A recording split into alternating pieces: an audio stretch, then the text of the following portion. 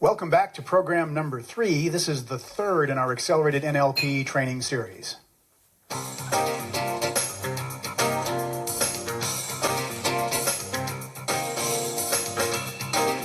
it's time to talk about presuppositions, the presuppositions of NLP. The presuppositions of NLP are convenient beliefs. They're beliefs that structure our reality as we do the techniques and processes of NLP. And I guess the nearest English equivalent or the nearest word in plain English is assumptions. The presuppositions of NLP are assumptions. They're they're beliefs that we adopt. Now, they're not necessarily true, but they filter our perceptions. As you'll remember from our fellow in the NLP communication model on page 7, that values and beliefs and attitudes are part of what filter our external reality as it comes in and becomes an internal representation. So by adopting certain beliefs, we can increase our results in NLP over and above having beliefs which are disenabling or which don't provide us with the proper belief system in order to produce great results. One of my students once said to me, "Tad, I really like working with you because you think that everybody is magnificent, and everybody can change, and everybody can become wonderful."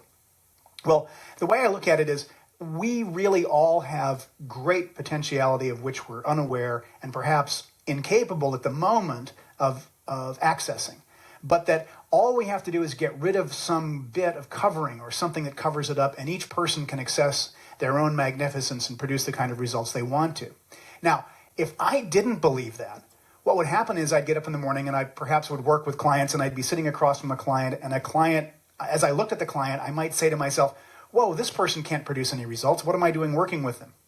Well, the fact is that if we adopt these beliefs, if we adopt certain beliefs, what's going to happen is our results will be better. The results we produce with clients will be better. And so the presuppositions of NLP are essentially convenient assumptions, things that we assume or beliefs that we assume or that we put on, and they structure everything that we do while we're doing NLP. The outcome then is that it's going to change my behavior. And the kind of change it's going to produce in my behavior is that it's going to improve my results. So by adopting these beliefs, I can improve my results. Now in hypnosis, this fact has been known for years. George Estabrook in 1943 in Hypnotism and Andre Weitzenhofer in 1957 in the book General Techniques of Hypnotism both said essentially the same thing, that the client in hypnosis will not produce results which the hypnotist does not believe are possible. That's real important from the point of view of NLP, because what it means is that we can change our beliefs and improve our results. So the presuppositions of NLP are convenient beliefs which I think are necessary and which are for the purpose of structuring our perceptions when we work with clients. As you go through this training, we're going to ask you to actualize those convenient beliefs. We're going to actually ask you to accept them when you do NLP and make those beliefs part of what you believe, and also structure your perceptions and hopefully will change your behavior.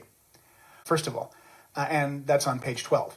We've given you a mnemonic device to make it very easy to remember them. And so first one is respect for the other person's model of the world. Now, by respect, that doesn't mean we have to accept it. It doesn't mean we don't change it. It simply means that we respect it and enter into it. If a client comes to you and says something that's like totally off the wall, and you're sitting there wondering, "Whoa, that's so crazy." If you were at that point to say, "Boy, that's nuts," and you're out of your skull, that probably wouldn't be the best way to approach them. The best way to approach them would be to accept it and enter into it. There was a practitioner who had somebody walk in one time and said, "I see people on television and they come down off the television set and they follow me around." And the practitioner said, "Who is it that's following you around?" And the client said, "Well, it's Mary from the reruns of Little House on the Prairie." Now, of all the people this guy could have chosen, he had Mary following him around. So the practitioner, was the practitioner going to say, "No, that's crazy"? No, what he said was, of all the people that you've chosen, does the term Playboy channel have any meaning for you? I mean, if you're going to have people come down off the television set and follow you around, at least you ought to pick someone that's worthwhile. Now that's respecting the client's model of the world. So if the client walks in and says, "I'm talking to UFOs, can you help me?" Whether it's a good thing or not, it depends on how they're doing with it, obviously. But you're going to say, "Yes, certainly." And you might even say, "Well, I've gotten a message from UFOs and here's one for you." So the fact is that you'd use the client's model of the world, you'd respect it, and use the client's model of the world in assisting them in creating the kind of changes they wanted to. And that's essentially what that means. Okay, number 2, behavior and change are to be evaluated in terms of the context in which they occur and the ecology of the change. That's real important. So let's look at that one. In general, we want to evaluate something that happens. Whatever the client gives us, we want to evaluate that in terms of the context that occurs, in which it occurs. And that means what's going on around the client and the ecology of what the client's asking us to do. For example, if someone comes to you and says, I'd like to have more energy all the time, ask yourself for a moment, is that appropriate? It may not be appropriate for you to, for example, make a change with a client that's going to give them more energy all the time. Because if you did, the person might not sleep very well. So in this case, we want to evaluate that particular change in terms of the context that it occurs and the ecology of making that change. Number 3, resistance in a client is a sign of a lack of rapport. Now, we believe that there aren't resistant clients. We believe they're only inflexible communicators. Effective communicators accept and utilize all the communication presented to them. Number 4, people are not their behaviors. I think this is also important because what it does is it allows you to accept the person and change the behavior. A person's behavior is not who they are. And so if we jump down to number 6, we're going to notice that the most important information about a person is that person's behavior, but we're also going to remember that the person is not their behavior. What does that mean? Well, what it means is that you see and I see personally everyone is magnificent, and we assist them in actualizing that magnificence. So clearly you're more than your behavior. In fact, whatever behavior you could think of, you know you're more than that, don't you? I think you know that already. See, if we walked up to 100 people on the street and we said, who are you? They might say, well, and they probably would be talking about their behavior.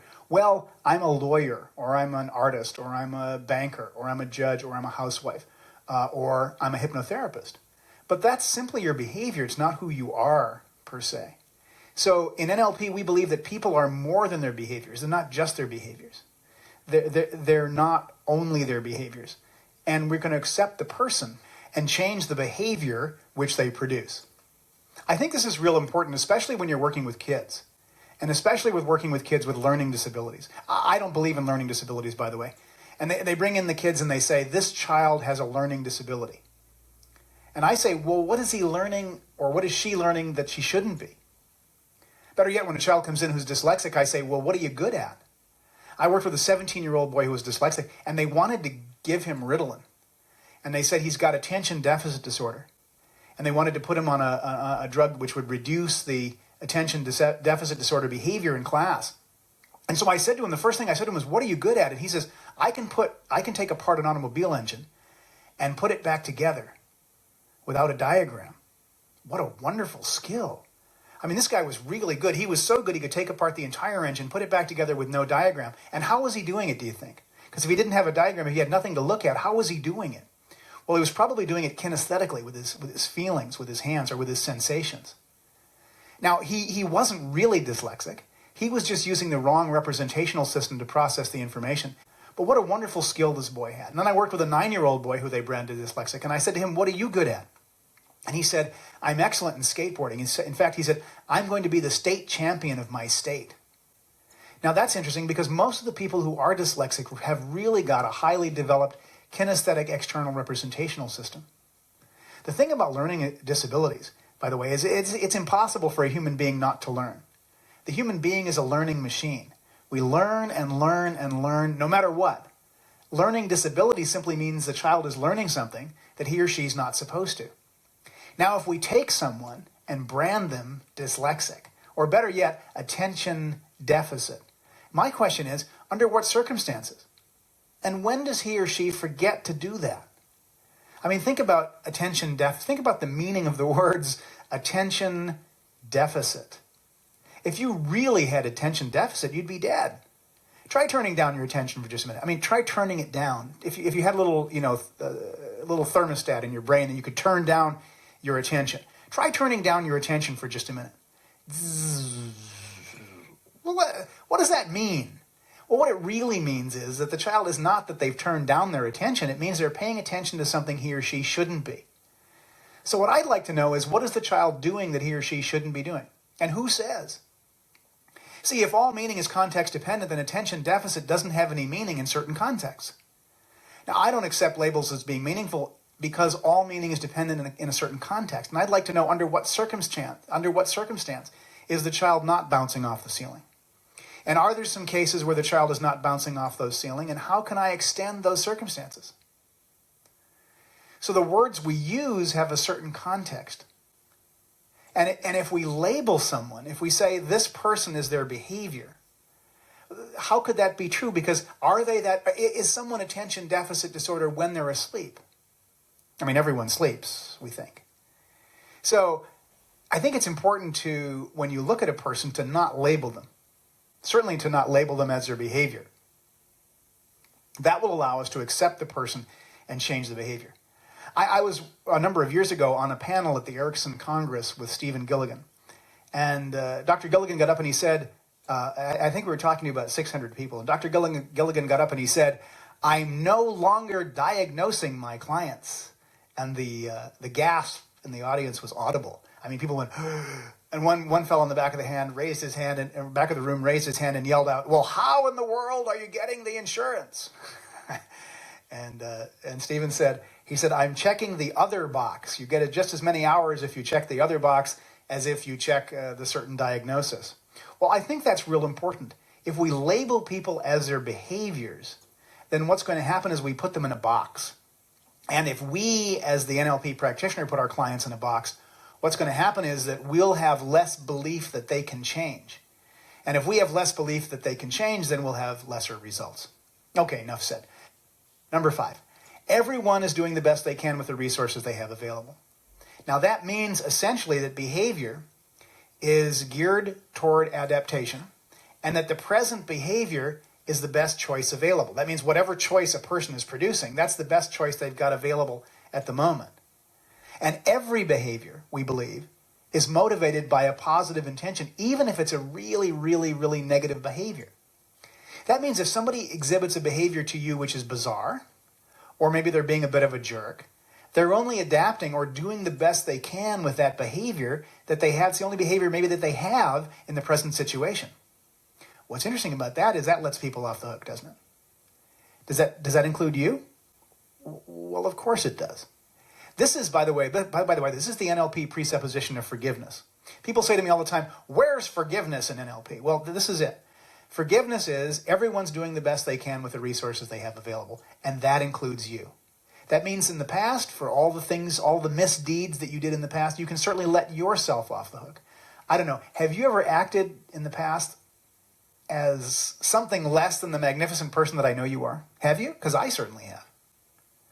Well, what that means essentially is that you were only doing the best with the resources that you had at the time. And that implies forgiveness. And so you can. Good. Number 6. The most important thing we want to pay attention to is we want to calibrate on behavior. We want to pay attention to someone's behavior. And what that means is the most important thing is their behavior and not what they tell us. Regardless of what a person says, we're going to judge by behavior. One of my favorite ones, of course, is I say to you, "Let's have lunch," and you say, "Well, I'll try." And by the way, I haven't told you to do it yet necessarily, right? Or you haven't said you're going to do it yet. Well, if you haven't done this one, let's do this together. This is kind of fun. If you haven't done Try with me yet at A Secret of Creating Your Future or any other one of my seminars, let's do this. Why don't you take your pen and place it in your left hand. Take your left hand, turn your left hand palm up, and take your pen and put your pen in your left hand. Now, in a moment, what we're going to try to do is we're going to try to pick up our pen. You ready? Here we go. 1, 2, 3, go. Did you pick up your pen? Because if you picked up your pen, you didn't try. Did you? You didn't try. In English, the word try essentially means I'm not going to do it. In fact, if we want someone not to do something, we often tell them in hypnosis, "I want you to try and really try." And by the way, the word try implies a lot of effort, but not doing it. So the most important information about a person is that person's behavior. We always calibrate on the person's behavior. By the way, numbers 3, 4, 5, and 6, a lot of these are about behavior. So go back, actually number 2 also. So go back and look at those now. Behavior and change are to be evaluated in terms of context. Resistance in a client, which is a behavior, is simply a sign of lack of rapport. People are not their behaviors. Everyone's doing the best they can with the resources they have available, and we calibrate on their behavior. Those are some really nice presuppositions which allow us to treat the client, I think, quite a bit differently. All right, let's move on and look at number 7. Presupposition number 7 is that the map's not the territory. Now, what that says is, it says that the words that we use are not the event or the item that they represent. Each person has a different map of what a word means inside of them. Everyone has a different meaning for a certain word. If I were to talk to you about what I believe the word love means, for example, I would have a lot different meaning than you would have. And if we took the word picnic, and each of us defined the word picnic to our own satisfaction, every one of us would have a different meaning for the word picnic. So inside each human being is a structure of the meaning of the words. Structure of the meaning of the words. And we have no idea if the person we're talking to has had similar experiences as we've had or different experiences we had. In fact, we can probably count on the fact that their experiences will be quite a bit different from ours. And so each of us have different words that we use to structure our thinking. And that's what the map is not the territory means. It means each person uses and thinks about an event in a different way.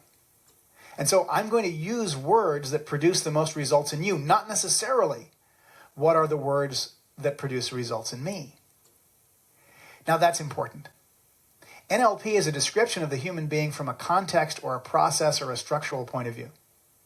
We're less interested in the content of NLP, or in the content when we're looking at NLP, as opposed to noticing a pattern that occurs, or structure of behavior, or in what context does this client produce this behavior.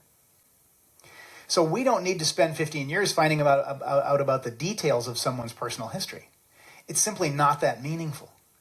Now the question is, how do you get to context or structure? How do you move to discover the context or the structure of some behavior? Well, you certainly get some content. But each time you pay attention to the content, what you're looking for the structure that it represents. And that's all tied up in this presupposition, the map is not the territory, which essentially says the words we use are not the event or item they represent. All right, number 8. You're in charge of your mind and therefore your results, and I'm also in charge of my mind, and I'm also therefore in charge of my own results. What that means is that if I can structure my thinking so that I hold a positive outcome, a positive representation in my mind, if I can totally focus on what I want to have happen, then I can produce the kind of results I want. I have a real clear experience of this in my own life. I used to wake up in the morning and either have a good day or a bad day. And then one day I learned, lo and behold, that I was actually in charge of my own state. I was in charge of my own mind. If you look at page 7, our little communication model there, I realized that everything, all the results that I produced, all of the behavior, everything I did was dependent upon that internal representation which I held in my mind. So how do you control that internal representation? Or how is it that I discover that I'm in charge of my mind? Well, one of the questions that we ask in NLP a lot is, who's driving the bus? Who's driving your bus? Who's driving your brain? It's a real good question because most people run their brains as though there was no one at home, no one in charge. In fact, most people allow their brains to run on and on and on. They allow their conscious mind or their unconscious mind to run on and on and on. And the fact is that someone does need to be in charge. In fact, I think it's one of the major presuppositions of NLP that people are in charge of their thinking, and therefore in charge of the results that they produce. To say that you have no choice over your thoughts doesn't include the function of conscious mind. Because the fact is, for example, think of a blue tree. You can choose to think of a blue tree, or you can choose to change your thinking and think about something else at any given moment. Now, if there are lousy thoughts going on in your head, the fact is that you're in charge of them. And in NLP, we totally believe that we're in charge of the thinking, that the conscious mind actually is and has the responsibility of being in charge of the thinking, of all the thoughts that you think. So the way I figure it is, if you're going to be in a bad state, if you're going to pick a negative state to be in, you might as well schedule it, since you're in charge of your own state. If you have to be in a negative state, why not schedule it for a certain time of day? One of the things, I worked with one client once who said, oh, I have to be sad at least a certain amount of the time every day. So I said to the client, well, could you be sad, for example? I mean, if you really wanted to, couldn't you be sad from 3 a.m. to 5 a.m.? I mean, and really do a good job of being sad when there's no one else around and nothing else going on, so that you could totally focus on it. I mean, couldn't you totally focus on being sad from 3 a.m. to 5 a.m. so that there wouldn't be anything else to do? Well, the client thought about it and thought that he could. We said, yeah, sure, I could do that. Now, see, what's really nice about that is that lets him off the hook. That totally lets him off the hook. Because the client then can be sad whenever at night, whenever it's not going to bother him. And during the day, he can produce great results. So the fact is, you're in charge of your mind, and you're in charge of the kind of results you produce by your thinking. So if you look at page 7, we've got the external event coming in through this guy's filters. They delete, distort, and generalize. And then they come inside, and he makes an internal representation, which is intimately coupled to a state, intimately coupled to a physiology, and which ends up producing a certain behavior. All right, number 9. People have all the ability they need to succeed. And there are no unresourceful people, only unresourceful states. See, if we have all the ability we need to succeed, that means, and all the resources, it means we have all the resources we need to achieve our desired outcomes. So we believe in NLP that everyone has the ability to be able to do what they want to do, that they have the ability to succeed at whatever they want to succeed at. All that we need to do is either to add the resources necessary to allow them to be able to, or to get rid of what prevents them from being able to do it. Now, I think that that's a useful belief. I think that's a real useful belief for us to have. Well, let me give you a couple examples of why I believe that's a real useful belief. First of all, it means there's no limitation in terms of a person's ability to learn. And I don't believe, by the way, in terms of intelligence. I don't think that intelligence rules the kind of grades that a kid gets in school. I do believe that there are useful strategies and there are unuseful strategies. For example, the 9-year-old boy that I worked with who wanted to be skateboard champion of his state, and he came to me and he said, I said to him, how do you spell success? And he looked downward and to the left as I looked at him. And of course, that's kinesthetic. And he was trying to spell success through his kinesthetics, which made a lot of sense for his skateboarding. But not really real good for spelling, which generally is done visually. So I began by saying, how do you spell success? And he couldn't spell it. I showed him how to access visual recall, which essentially means as you look at the person, he was looking up and to the right. By the time I showed him how to put the word up there and literally get the word up into visual recall and use his eye patterns in the way that they were constructed, he was spelling it backward and forward like a champ. Recently, we worked with a 12-year-old girl, almost the same situation. She had ADD, attention deficit hyperactivity disorder this time, and she was also dyslexic. And so we showed her in a matter of minutes how to spell success, and she was spelling it forward and backward, which, by the way, is the test. You can always tell the kid's visualizing if you have them spell it backward. And we'll get on to this as we get into strategies. How do you actually work with a child and assist them in making a change in their spelling strategy so they can spell correctly? Now, here's the problem. Most of the people have been telling the kid, you can't do this, so you're stupid. And the kid isn't stupid.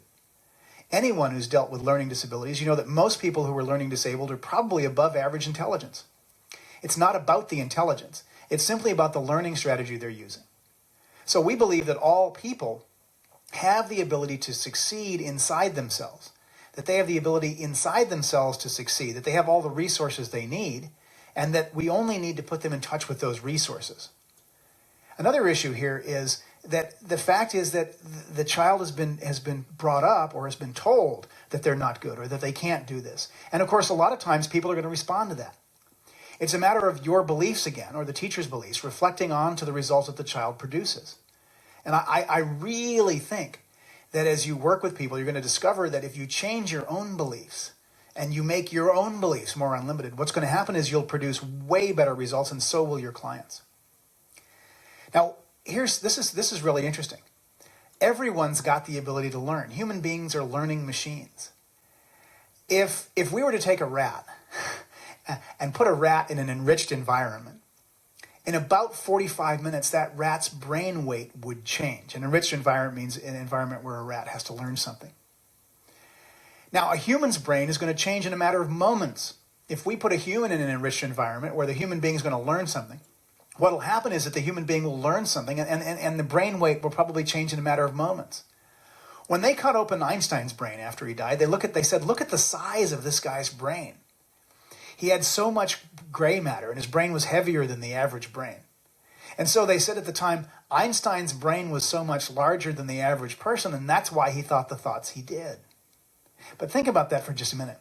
Was Einstein's brain larger because, and that allowed him to think the thoughts he did, or was it larger because he had thought the thoughts he had for his entire lifetime? Well, in NLP, of course, we believe that the brain is used, and the use of that brain will increase the brain weight. In fact, there is some research to that. If you read Mega Brain by Michael Hutchinson, 1986, and it's been revised since then. If you read Hutchinson, what you'll find is that just an enriched environment can change the thinking of a human being and also increase the brain weight. Which means that essentially the kinds of changes we make with a person will enrich their life and also enrich their ability to think. And if we do that, then the change that we make, there's no such thing as intelligence when it comes to performance. So, back to number 9, we do believe that people have all the resources they need to succeed and to produce the kind of changes and the kind of outcomes that they want to produce. All right, let's look at number 10. All procedures should increase wholeness. To me, this is a very important presupposition, and in our little branch of NLP, we think this way. What I mean by that is myself and the people that I've taught, we generally tend to believe that all procedures should increase wholeness. There are some trainers of NLP who actually install parts and who assist people installing parts because they say it increases their flexibility of behavior. But my point of view is that our procedures should increase wholeness and not fragmentation. So if we're going to do any kind of an intervention, it should increase the wholeness of the individual. I think people are too fragmented as they are, as it is, or that too many possibilities for fragmentation exist. And that the more we can do to increase wholeness and decrease internal conflict, the better it is. Okay, number 11. There's only feedback, which essentially says there's no failure, there's only feedback. This is important too. I think as you get better and better at producing any kind of behavior, the possibility of giving you really good feedback gets less and less. So I think, first of all, we should always welcome feedback because it's what's going to allow us to improve our behavior and to get better and better. Now, if you come and take one of our trainings, you'll be receiving feedback. In fact, during the training, we often say to people, the best thing that you can do is to simply listen to the feedback. Incorporate the feedback, take it inside yourself, and thank the other person for it, rather than trying to justify your behavior, or even worse, saying, oh, I'm no good. No, the thing to do is just change your behavior. If everything that happens is only feedback and you're a learning machine, then, for example, let's say I'm going to hypnotize someone and they don't go into a trance in the first 5 minutes. So what do I say? Oh, I'm no good at hypnosis? No, that's not what I say. I'll try a different induction. If 1 or 2 inductions don't work, I'll try 3 or 4 other ones. The fact is that if I'm continually getting feedback and I'm continually paying attention to it, and I'm continually using that feedback, then what's going to happen is I'm going to improve my behavior so I can create the kind of results that I want. If you're communicating with someone and you don't get the response you want, what do you do? What do? You simply change your communication so that there's no failure. There's only feedback. It's really important for you to consider that what you're receiving is really adequate feedback, hopefully, which will improve your ability to learn and allow you to change your behavior so that you can produce the kind of results that you want to produce.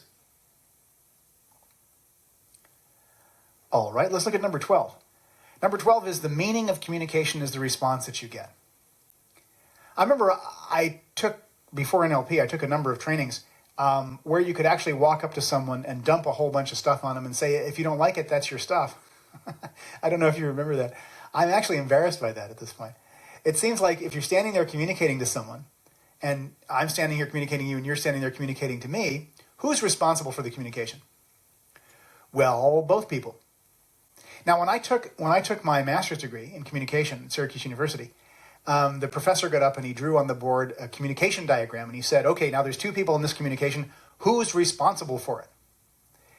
And of course, we finally ended up at the end of the class agreeing that each person was responsible for it 50%, so that each person had a 50-50% responsibility. Well, in NLP, we go a little further than that. In NLP, we say each person has 100% responsibility for communicating things or for being able to produce the kind of results that they want through the communication that they communicate. See, here's the first thing. If I give up 50% of my responsibility to you, and you give up 50% of your responsibility to me, then how am I going to change my behavior? How am I going to change my behavior to produce the kind of results that I want? So if the meaning of communication is a response that I get in you, then it puts the responsibility on me to change my behavior sufficiently so that I produce those kind of results. Let's look at it another way. If I don't take 100% responsibility for my communication with you, then to the extent that I don't have full responsibility, for that extent, I don't get to change what I'm doing. And if I don't get to change what I'm doing to say even as much as 50%, then I actually give up that power that I have in creating the kind of response that I have. To the extent that I take responsibility for the response that I create in you, to that extent, then I have full control or complete power to change the kind of response that I want till I get the kind of response that I want.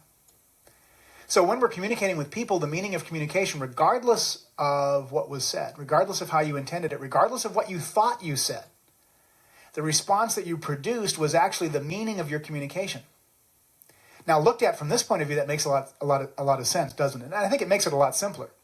Because now, all you have to do is look at what you want and look at what your outcome is for the communication, and then look across at the other person and see if you're producing that outcome in them.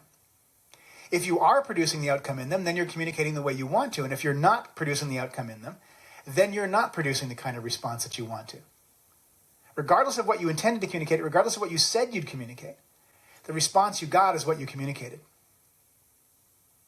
Telephone sales is another example. And I like telephone sales because it really is a good example of perception as projection, which we talked about on our first program. It's really interesting because it's also one of the reasons why there's such a high turnover in telephone sales. In telephone sales, people either do it real well or they go crazy and get out of the business. But the fact is, in telephone sales, there's nobody out there. You're just dealing with yourself. When there's somebody else on the phone and you think there's somebody else on the phone, then if you put the communication over onto them, the fact is you're giving up your ability to take and make that kind of change that you want to in the other person. But the fact is it's possible to change what's going on around you by making a change inside of yourself. And William James said as far back as 1890, which was over 110 years ago now, that he said, the great discovery of our age will be that a person can change his thinking inside himself and thereby change the world around him. So the question is, how do you make the change inside of yourself so that it could make a difference in a relationship outside of you? How would you be able to change inside of you? What kind of things could you change inside of you so that you could make a change that would be reflected in people around you or be reflected outside of you? If the communication that you're communicating isn't getting the response that you want, then you can change your communication. If you had an unlimited choice of behaviors, think about it for a minute. If you had an unlimited choice of behaviors and all the time to think, do you think you'd get the response you wanted? What you want to do then is to be, of course, appropriate and ecological, etc. Now, if I've decided that an outcome is appropriate for a client, assuming it's ecological and appropriate and ethical and so forth, if the outcome is clear and certain, and if I take action, if I have enough sensory awareness of what I'm doing, and I take action, then the only thing that would limit me from producing the kind of results I wanted to would be behavioral flexibility. If I had an infinite number of choices in my behavior, and if I had an infinite amount of sensory acuity, and I knew what I wanted, and I took action, all of that, and I was in a positive state, then the only thing would limit me would have enough time to change in the way that the person needed to be communicated to. So what will give me enough time to communicate to that person, by the way, is rapport. And we'll be talking about rapport shortly. Milton Erickson one time said, the very best subject that I've ever had in hypnosis became my best subject after 300 repeated inductions. 300 inductions. Can you imagine that? Now, in standard hypnosis, if Erickson hadn't had the kind of rapport that he had with the person, in traditional hypnosis, they probably would not have come back for 300 inductions. I think it's very important that Erickson said that. The fact is that he had behavioral flexibility, didn't he? He had a range of behaviors, I think, that were so wide, which is probably why he could literally induce trance in 100% of the people that he met. He said, by the way, one time someone asked him, are you able to induce trance in everyone? And he said, yes. He said, I've hypnotized everyone I've ever met, and I'm still working on a couple of people. Now, if there were something that were outside of your range of behavioral flexibility, then that choice wouldn't be available to you. So behavioral flexibility is the key. That's what's going to make the difference, is communicating in a way that the person you're communicating with can hear you, that it gets through to them, that it matches their model of the world. I remember one time I had a client come to me and he had arthritis. And he said, well, Tad, he said, I hope that you don't tell me that there's going to be an instantaneous cure. And I said, well, no. I said, I don't think I tell you that. And he said, good, because if you told me that there's be such a thing as an instant cure, he said, I would have left immediately. I said, well, you know that there's no such thing as an instantaneous cure. So how long do you think it will take you to get better? And he said, I think it's going to take me at least a year to get better. And he said, what would you say? And I said, well, I'll tell you what I think. I said, I think I would say that it would take you about a year to get better. And he said, very good. And I said, so as you're getting better over this year, I said, I wondered if we could just allow the symptomology to disappear as long as you're continuing to get better. And he said, yes, I think we could do that. He said, but if you had told me there would have been an instantaneous change, he said, I would have left the room immediately.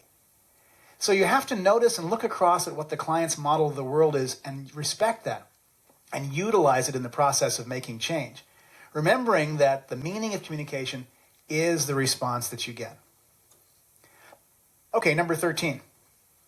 Number 13, the law of requisite variety.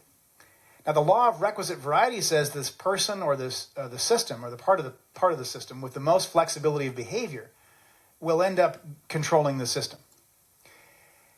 I mentioned already, I talked a little bit about flexibility of behavior, and I think it's real important to have that kind of flexibility, the kind of flexibility that you need, the kind of flexibility that will allow you to be able to respond to the client's needs and to change your behavior in terms of producing the kind of results that the client needs.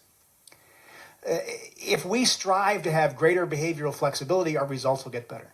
And so essentially that's what we're doing in NLP. We're simply paying attention and making sure that we have the most flexibility of behavior. A lot of times we think, oh, I wouldn't dare act a certain way. I wouldn't dare produce that behavior because it wouldn't seem like I was a business consultant, or it wouldn't seem like I was a therapist, or it wouldn't seem like I was an educational consultant. But the fact is, if we're resisting producing a certain behavior, it's quite likely that behavior is outside of our range of normal possibilities. It's quite likely that we're limited in that area.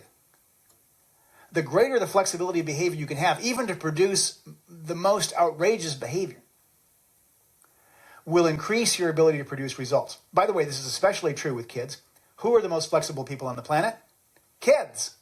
Kids are, of course. And why are they? Because they'll produce a range of behaviors that's way outside of what you think is okay. For example, you go to the mall, and what do you see? A lot of times you see kids rolling around on the floor, yelling, kicking, and screaming, and producing temper tantrums. Well, I talked to this one parent, and the parent mentioned it to me. I was talking to this parent on the phone, and she said, well, my daughter seems to produce these just absolutely outrageous temper tantrums whenever we go to the mall. And so I said to her, look, the next time she does that, why don't you just outdo it? She said, well, what do you mean? I said, well, if she's, on the floor, lying on the floor, kicking and screaming and beating her feet on the floor, why don't you jump down on the floor too and do the same thing? And she said, well, I couldn't do that. And I said, why not? And she said, well, because I'm her parent. Now think about that for just a minute. If there's a behavior that you can't produce, then that essentially limits you in your ability to produce the maximum results. So the law of requisite variety is about that. Finally, number 14, all of our procedures should be designed to increase choice. All of our procedures should be designed to increase choice. Now, what does that mean? I think it means essentially that if a client comes to us and wants something that limits his or her choice, like, for example, I don't want to do this behavior anymore, ever. Then if we have a client, for example, who, if we're going to limit their choice, limit their capability, then I think a better solution for us as practitioners of NLP would be to produce something that increased their choice so that in addition to that behavior, they could also have another behavior. And that's it. Those are the presuppositions of NLP. They're convenient assumptions, and they're also beliefs which will improve our results. My point of view is that you should adopt them. They've made a major difference in my life just simply adopting them and trying them on and utilizing them in a way that I made them mine. And I would encourage you to do that. If you want to, you can stop the program here and go back and listen to the beginning, or you can continue on with me because we're going to talk about the prime directives of the unconscious mind. The prime directives of the unconscious mind are essentially from the Timeline Therapy certification training. And I'd like to cover them here briefly because I think they also provide a really good presuppositional basis for NLP. They really make a big difference in our ability to do NLP and the way we think about NLP. And they've certainly helped me in terms of how do I work with clients. Now, one of the things I think is really important is to realize that it's the unconscious mind that makes the changes that we make. We can talk to the conscious mind, and we can have a discussion with the conscious mind. But at the same time, we'll also be discussing with the unconscious mind those kinds of changes that we have to make. And so from time to time, we're going to need to incorporate and utilize the work of the unconscious mind. Now, whereas most of what we've done in the last two programs, number 2 and number 3, has been mostly stuff for your conscious mind, what we're talking about now is giving the conscious mind an understanding of how the unconscious mind works. And so I think we're going to shift gears slightly and talk about a part of you of which you're not conscious, which is your unconscious mind. Now let's begin by defining unconscious mind. I think that's important to do. I think I'd like to define unconscious mind as the part of your mind that you're not conscious of right now. I mean, think about that for just a minute, because until I mentioned it, you weren't conscious of the feeling of your feet against the floor, or the backs of your legs against the chair, or your back against the chair. If you're taking notes, you may not have been conscious of the pen, but certainly you're conscious of the sound of my voice. But maybe you weren't so conscious about the other noises going on. Certainly there are some other noises that are coming from the recording that we made. And certainly there may be other noises that are coming from around you. All of those things that you weren't necessarily conscious of, and certainly you weren't conscious of your eyes blinking, or your breathing, or the beating of your heart. And all of those things are things that your unconscious mind does for you. The prime directives of the unconscious mind put the notion of change in perspective, because the fact is that when we create change, the change we create the changes that we create are going to happen at the unconscious level and in conjunction with the unconscious mind. Some of these are circled, and I think those are the ones that are the most important prime directives of the unconscious mind. So let's see what they are. The first is that the unconscious mind stores our memories. It stores our memories in relationship to time. And it stores our memories not in relationship to time. There's a word here also that's important, and we'll talk about that issue of relationship in just a moment. The word temporal means in relationship to time, and that means our timeline. And atemporal means not in relationship to time. The meaning of words is not learned in relationship to time. Now, relationship is very important because it is a job of the unconscious mind to create relationships or connectedness at the unconscious level. And so that's also very important with regards to the unconscious mind storing our memories. Number 2, the unconscious mind is the domain of the emotions. It's where all the emotions live. Someone who's not really connected with their emotions may not have as good a connection with the unconscious mind as someone who is well connected with their emotions. So the unconscious mind is the part of us that feels, although certainly we are conscious of our emotions. Typically, emotions are stored and organized and kept in the unconscious mind. Number 3, the unconscious mind organizes all of our memories.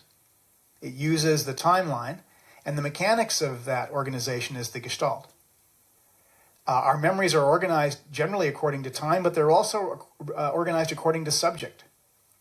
They're also organized according to feeling, and that's what allows us to have a certain, say, chain of memories of happiness or a certain chain of memories of frustration.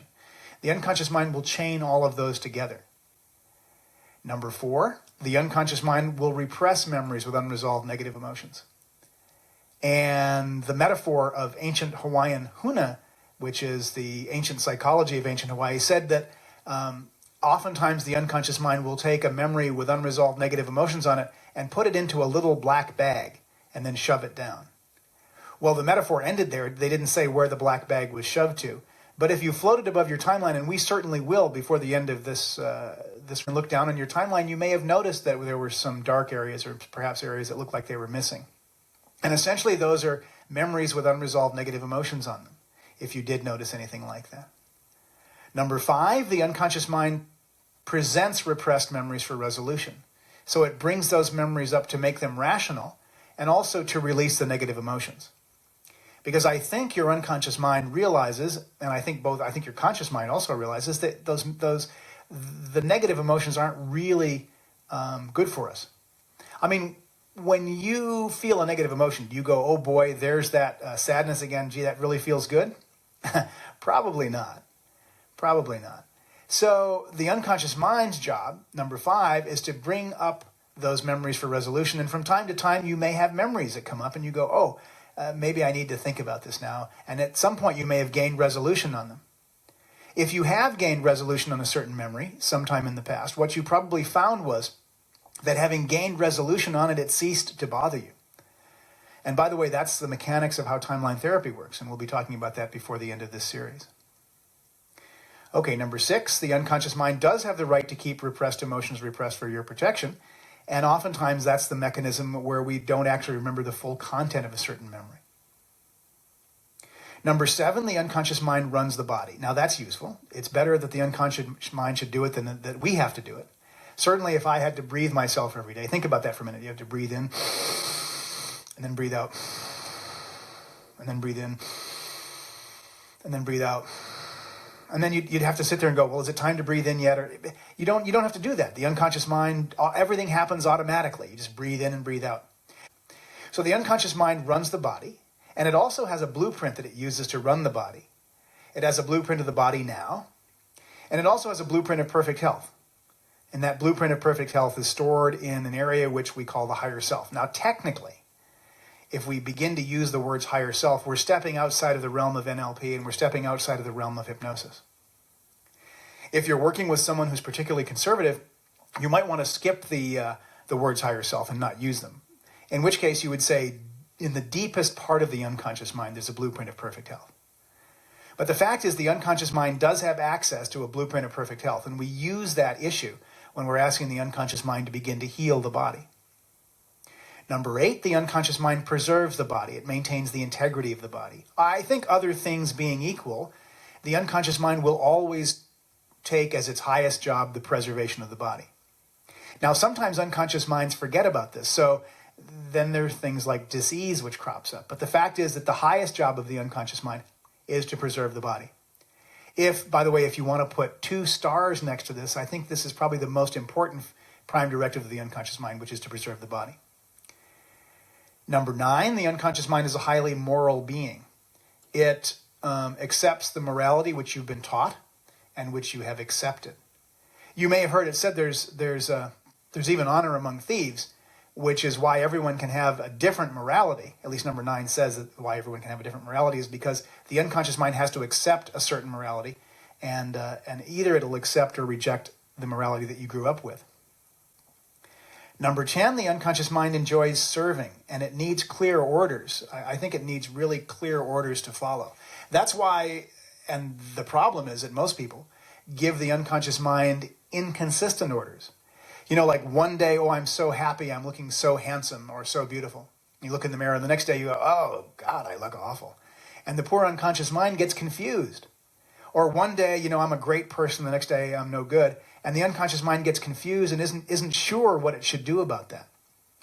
One of the most important things we can do with regards to this prime directive is to give our unconscious mind consistent direction, consistent directives.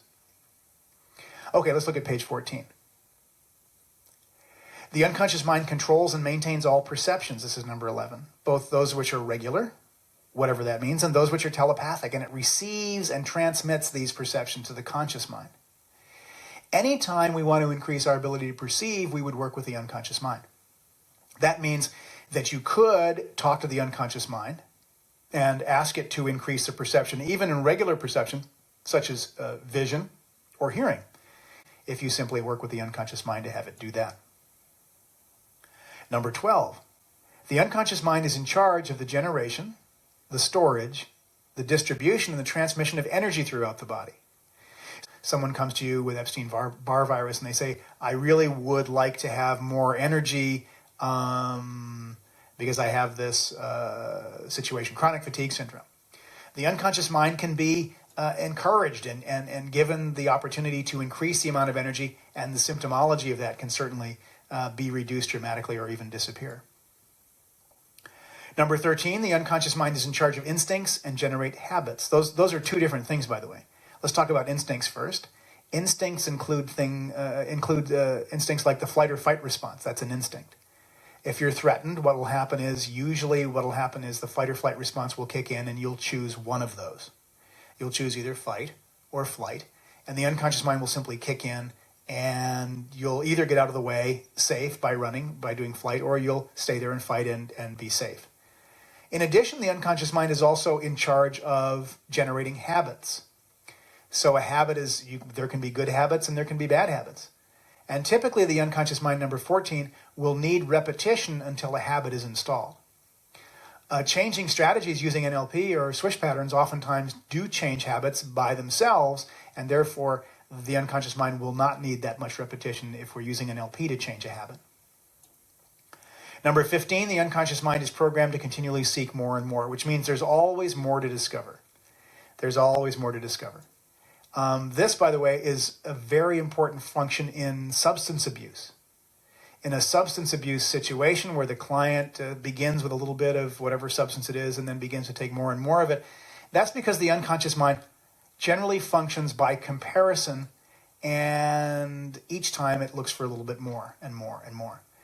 That's also important in getting rid of substance abuse. Number 16, the unconscious mind functions best as a whole integrated unit. And that means it does not need parts to function. We talked about this under the presuppositions previously, and we said that all procedures should increase wholeness. And probably, I think from our point of view in NLP, the best thing to do is to have an integrated wholeness at the unconscious level, not fragmented into parts, but an integrated wholeness at the unconscious level, which means that parts integration, which we will be covering during this series, parts integration is really, really called for to increase that. Anytime you have a client that has incongruency, parts integration is the answer. Number 17, the unconscious mind is symbolic. It uses and responds to symbols. I'm not the first person to point this out, nor are the prime directives of the unconscious mind. Actually, the first person was Carl Jung. But anyway, I think one day Jung was sitting there and he looked at a tarot deck and he went, oh, archetypes. And so he wrote a book called Psyche and Symbol. And Jung was one of the first persons to point out that the unconscious mind thinks in symbols and uses symbols and responds to symbols. This is also important with regards to a client's personal history, if we take a personal history from a client, or if we ask client questions about the client's past. Remember that the unconscious mind, a lot of what the unconscious mind gives us may be symbolic and may actually not be the event or item which is represented. You can test this out in your own personal experience. Check this out. If you've had a brother or a sister, or one of your other family members, and you've both been to a major family event, ask them about their recollection of it. More than likely, it'll be totally different from your recollection of it. In fact, people get into arguments all the time. They go, no, that's not what happened. I was there. This is what happened. And I was right there. He never said that. And so the unconscious mind, what you remember is simply what you remember. Usually it's a symbolic representation and not an actual representation of what really went on. Okay, number 18, the unconscious mind takes everything personally. By the way, this is the basis of perception is projection, which we talked about in our first program. The unconscious mind takes everything personally. It's almost as if I don't know if you remember when you were a kid and you pointed your finger at somebody and they said, yeah, but what you don't know is there's 3 fingers pointing back at you. Every time you look outside yourself and you point the finger at someone else and say, that's not me, or that's that person, or so forth, your unconscious mind thinks you're thinking that of you. So the unconscious mind takes everything personally as a double-edged sword. It's actually good and bad. It's good if you can get in control of your thinking. I remember a while back, I sat in front of a guy named Swami Muktananda. I don't know if you guys remember Swami Muktananda, but I sat in front of Muktananda, and one of the seminars that I attended with Muktananda, he said, see everyone as being divine. And I thought to myself, wow, how can he say that? Does he even mean the bum on the street outside here, that this person's divine? And of course he did mean that. Well, see, it's a great meditation, because if I see that person as divine, then I see myself as divine. Now, what's really great about NLP and working with clients, whether it's in business or education or therapy, and working with clients on an everyday basis and believing that they can make a change, see, that's a magnificent meditation for you, because you look across at them and you see them changing. And then your unconscious mind begins to take that personally and could actually see that you could change. So the unconscious mind taking everything personally is a real important part of NLP. And it's really important because, just think about this. Every time you work with someone else doing an NLP procedure or a timeline therapy procedure, and they change, it also increases your belief system in yourself. It increases the belief system in yourself, and you change, and they change. Now that's exciting. Number 19, the unconscious mind works on the principle of least effort. It works on the path of least resistance. The unconscious mind will do as little as it possibly can to produce the kind of results you've asked it for. So that's important, because it means we need to pin down the unconscious mind when we're asking it to make change. The unconscious mind works on the principle of least effort, the path of least resistance. Simply means we need to get real specific with the unconscious mind so that we pin it down as to where it's going and what we want it to do. And number 20, the unconscious mind does not process negatives. Now, we talked about this earlier, but I think it bears repeating. If I say to you, don't think of a blue tree, of course you're thinking of a blue tree. So we have to be careful to suggest to our clients to make the kinds of changes we want them to make. Now, we could tell them what not to think. So, for example, I could say to you, I don't want you to think that it will be really, really easy for you to make this change. And of course, the client's unconscious mind will pick up, it will be really, really easy for you to make this change. And hear that primarily over and above when I say I don't want you to think that. And by telling the client then what not to do, we can tell the client what to do. Erickson used to say to the client, I don't want you to go into a trance just yet, because I need to have a discussion with your conscious mind. And I want to make sure your conscious mind is here. I don't want to be talking directly to your unconscious mind just yet. So we would tell the client what not to do. Or you could be talking to a salesperson, and you could be doing be doing business consulting, and you could be saying to this salesperson, I don't want you to think that you can maintain your positive attitude all the time, even in the face of very strenuous objections to purchasing your product. I don't want you to think that every single time you go out there you'll feel totally happy. But I do want you to notice that you can feel better and better each time you go out. Now, essentially, that's also pacing the client's behavior. It's pacing his belief system. And then it's utilizing his negative beliefs to begin to shift him into a more positive belief. So number 20 is also a real important prime directive, because it allows us to utilize the way the unconscious mind already thinks in the process of being able to make change. So those are the prime directives of the unconscious mind. And we've covered the prime directives of the unconscious mind today, as well as the presuppositions of NLP. And both of those together serve as a really solid basis of believing. I think if you were to adopt those beliefs, you'd probably find that you had really, really top-flight results with your clients. This is the end of program number 3, and before you proceed, I'd like to ask you to go ahead in the back of the notebook, and if you would, just go ahead and read pages 99 through 110 in the back of the notebook. That's in the reading section, which is right in the back of your notebook.